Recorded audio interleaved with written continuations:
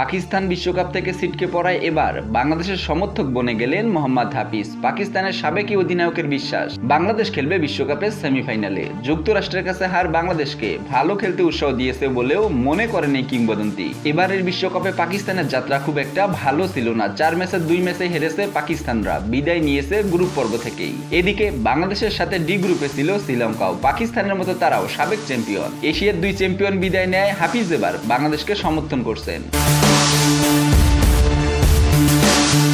বিশ্বকাপের আগে পুচকে যুক্তরাষ্ট্রের কাছে সিরিজ হেরে প্রবল সমালোচনার মুখে পড়ে বাংলাদেশ, আর তাতেই টাইগাররা দারুণভাবে ঘুরে দাঁড়িয়েছে মনে করেন হাফিজ। মোহাম্মদ হাফিজ বলেন, বাংলাদেশ সুপার 8-এ কোয়ালিফাই করবে এটা আমরা সবাই জানতাম। তাদের অতীত যাত্রার দিকে তাকালে দেখবেন দলটা সবসময় আন্ডার পারফর্ম। তবে এবার যুক্তরাষ্ট্রের কাছে সিরিজ হারের পর তারা শক্তভাবে ঘুরে দাঁড়িয়েছে, সঠিক বডি ল্যাঙ্গুয়েজ এবং ক্যারেক্টার দেখাচ্ছে। বিশ্বকাপে এখন টিকে আছে এশিয়ার মাত্র 3টি দেশ, ভারত, বাংলাদেশ এবং পাকিস্তান। 3 দলেই আবার সুপার 8-এর একই গ্রুপে।